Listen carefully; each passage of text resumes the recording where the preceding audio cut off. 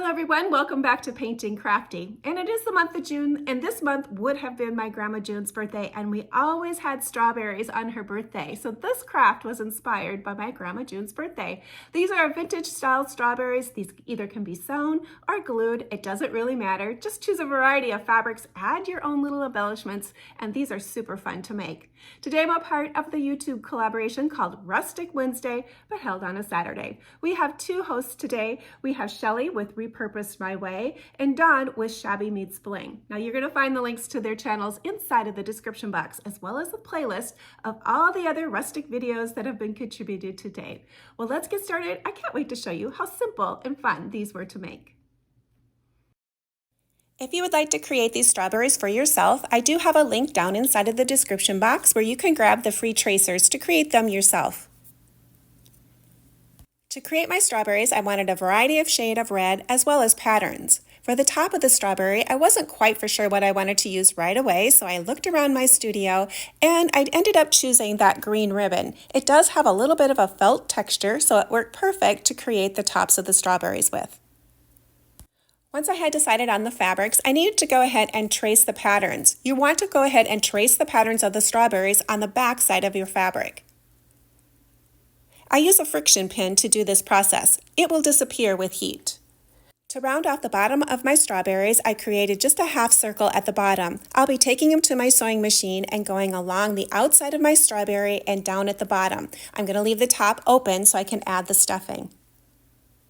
Another way you can lay your pattern out is to take the full pieces of the pattern, divide them in half, and then cut it, and then fold your fabric in half. And on the folded line, go ahead and lay your pattern down and trace around that. Pin it together and cut it out. That'll work too.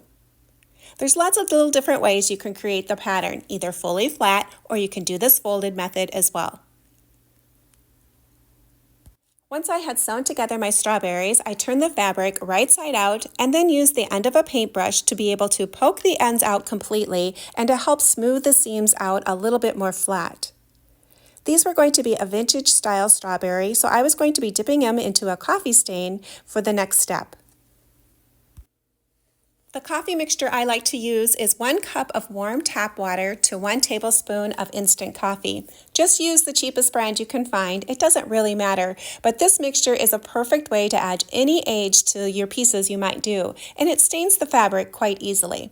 I put in all the pieces of my tops and the bottom of the strawberries. Once I have them all pushed down, before I remove them, I give them a squeeze. You can either have them dry naturally or use a heat tool to dry them with. The first sets of strawberries I used my sewing machine to go ahead and sew them together, but I wanted to try a glue version to see if it might work as well. I did the same process by folding my fabric together, right sides together, and then tracing around my pattern with my friction pin. I pinned my pieces together and then I cut around the pattern, leaving a little bit of a seam allowance all the way around. I was going to start at the tip and add just a little bit of glue there. Then press it together, and then I just continued the gluing process, trying to stay closer to the edge, and then went all the way up to the top. The very arch part you're not going to glue shut or sew shut because that's where we're going to be adding the polyfill to the inside of the strawberry. I trim off the bottom to make it rounded, and then I was going to be turning it right side out. No matter how you put your pieces together, either with a sewing machine or glue, you do need to check your seams to make sure they're all the way closed. This particular one, I didn't get the tip all the way glued shut, so I needed to turn it back and add more glue. There was one more tip I wanted to share with you. If you are going to glue your pieces, you might want to go ahead and do the coffee staining of the fabric before you were even going to make your strawberries. That way you can force dry your fabric and you don't have to worry about that glue coming apart if you add heat to your strawberry to go ahead and dry it. Hopefully that makes sense. Coffee stain your item first, then dry it, and then cut your strawberries out if you're using glue. If you watched me create before, you know I love details, so this part and this step is optional. If you like details like I do, perhaps you might want to do some of these extra little steps. I'm going to be taking some DMC embroidery floss and create some little seeds on my strawberries. The first little seed I'm going to be doing is some X's across my fabric. I'm using 3 strands of this light shade of green, and I'm going to be coming to the back of my fabric first, pulling it to the front, taking one little stitch, and then going back to the back, and then coming across and making another little stitch across to create these little X's. This is a super simple stitch to use, but it really does add a lot of interest to these little strawberries. And I have one more stitch I'm going to be creating. I switched my thread to a darker shade of green, and I'm going to be creating the seed stitch. Seed stitches are basically a running stitch, but they're in a random pattern. They're not going in a singular direction. So they're just little stitches that are going up and back through your fabric and randomly across, creating a fun little seed pattern. There's one little bit more of hand stitching that has to happen, and that is I need to create a gathering stitch at the top of my strawberry. I need some way to close my strawberry up, and a gathering stitch works perfect for this.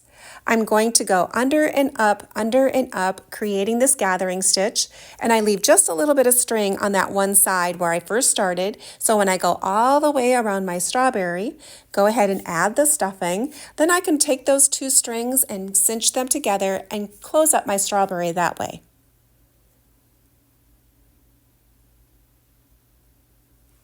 I prefer to fill my items using Polyfill. I like to make it into small little clumps and then start by pushing it down into the tip. You may want to use a stuffing tool to make sure that you're getting your Polyfill down inside of that area and really filling it. I always use more than what I think I'm going to use. It did help to hold that strawberry in my hand and then kind of poke it down with my thumb and then curl that Polyfill around that shape, making sure I was getting it nice and fluffy. When you get to the top, as your strawberries get fuller, I used a stuffing tool and then go ahead and I pack it down inside of my strawberry. That's where you always use more than what you think. So start adding, but then go ahead and pack it as you're moving along, and you're going to get a nice filled piece. Once you think you have enough, that's where you're going to take both of those little strings and then kind of start cinching it closed, and then use your fingers and push that little polyfill down inside. Then go ahead and make a knot and make another one, just pulling it nice and tight.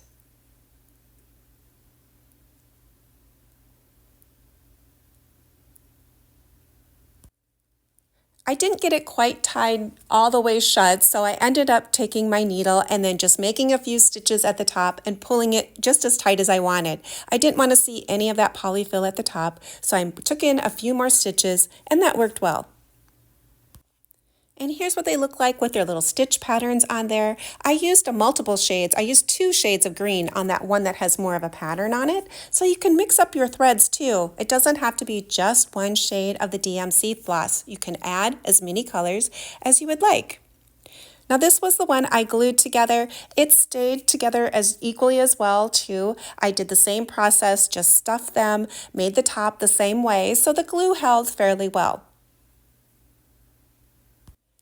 To attach the tops of my strawberries, I used some hot glue, but perhaps a better solution would have been to use a combination of fabric tack glue and hot glue. Hot glue for the quick grab, fabric glue for a long-term hold. I needed to add an ample amount of hot glue to the very top and then hold that piece down a little bit to give it time to dry to make sure that the green pieces were actually sticking down quite well. With that center sticking up just a little bit, you need to make sure your green piece is actually glued all the way around. I added the doily by just adding a little dollop of glue and then added a button to the center as the very stem or the centerpiece of my strawberry. I always add a little bit of string to my buttons because I don't like naked buttons. I always have to add something to the centers. And then went ahead and then squished it down a little bit and just made sure my glue was holding everywhere. If you were using fabric tack, maybe perhaps you would just want to add a rubber band to your piece to act kind of like a clamp to hold it all together. Fabric tack takes a little bit more time to actually grab, so if you were using that alone, you would need some way for your fabric pieces to make sure that they were sticking all the way together. I wanted to say a special thank you to Don and Shelly for hosting today's collaboration. Definitely check out their channels inside of the description box, as well as click that playlist if you like rustic goodness. I'm sure you're going to have lots of inspiration for today's videos that are shared. These pieces are coming together nicely, and this is definitely a project where you can just use what might be inside of your stash. I just happened to have these small little pieces sitting around in my studio, and they were perfect to go ahead and finish these items off. But use what you have, check around, see what you might have to be able to add to finish off your little strawberries. An example of how you can switch it up just a little bit, I have always a little stash of threads that I have off to the side. Anytime I rip fabric or I have sewing thread that I cut off, I keep a little basket of those little threads off to the side, because you never know when you might need a little nest of threads. So I took the little nest of threads, glued that on to the green center, and then switched up the button color. For this one, I decided to use a lighter button, and I went ahead and I threaded it with the darker shade of green. And I like that look too. This was a super fun project for me to do. I love the memory of my grandmother's birthday, how we would gather together as large families, cousins and aunts and uncles, and we always had strawberries. Strawberries with ice cream, strawberries with cake, strawberries with whipped cream. It didn't matter, but we always had them, and it's a wonderful memory for me. I love how these turned out, the vintage coffee stained, that vintage mellow feel, and just adding those little simple touches of the stained doilies and the little buttons on top finished them off so well. If you're new to my channel and you like doing art and crafts, come on over and see what I'm doing. I'd love to have more creative friends join me. Leave me a comment, give me a thumbs up if you enjoyed today's tutorial. If you like this video, here's a couple more you might want to watch. Well, thanks for joining me today, and hopefully you'll come back and join me again, and perhaps next time you'll create right along with me.